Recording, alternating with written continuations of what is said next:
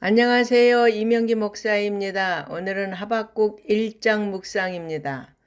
하박국서는 저자의 이름 외에 다른 구체적인 정보를 담고 있지 않습니다.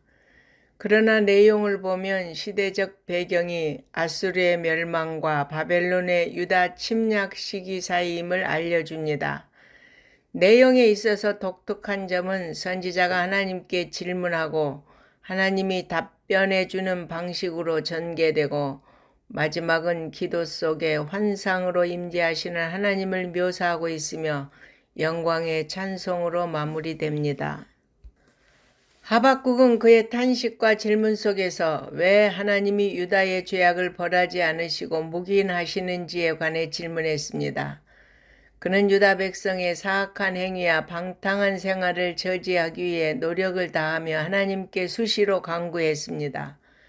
하지만 하나님은 유다의 죄악성에 관심을 보이지 않으실 뿐 아니라 선지자가 그토록 징계를 요청해도 방관만 하시는 듯 했습니다. 그러나 실상 하나님은 그들이 회개하고 하나님께 돌아올 수 있도록 징계를 유보하고 계셨습니다. 하나님은 하박국의 탄원에 대해 답변해 주셨습니다. 사납고 성급한 갈대아 사람을 일으켜 유다를 침공하게 할 것이라고 말씀하셨습니다. 신앙을 버린 유다 백성은 바벨론의 침략으로 벌을 받을 것입니다. 그러나 유다 백성은 하나님이 오만한 바벨론에게 자신들을 넘겨주신다는 사실을 믿으려고 하지 않았습니다. 하지만 그 믿을 수 없는 일이 현실이 되어 유다 백성 앞에 펼쳐질 것입니다. 하나님은 심판의 도구로 택하신 갈대아인들의 기질과 행위를 언급하십니다. 그들은 교만하고 영악한 자들로 끝없는 야심을 채우기 위해 잔인하고도 포악한 행위를 스스럼 없이 자행할 것입니다. 그들은 모든 것을 무시한 채 마음대로 폭력을 행사하고 권력을 남용했습니다. 그런데 그들의 억압과 착취는 하나님의 심판이었습니다.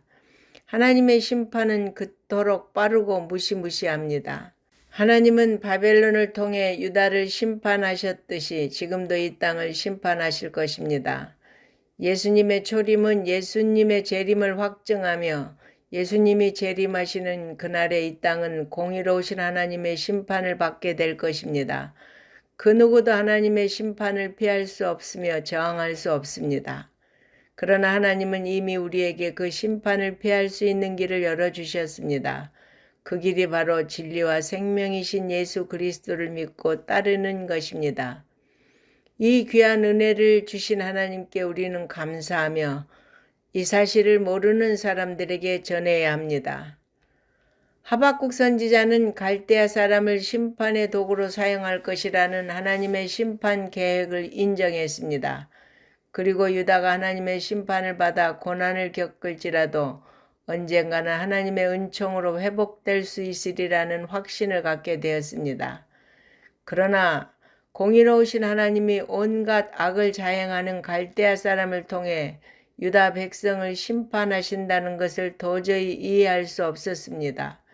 그래서 유다 백성보다 훨씬 더 패역한 자들이 유다를 멸망시키고 더 나아가 다른 민족들까지도 마음껏 짓밟는 것에 대해 의문을 제기했습니다.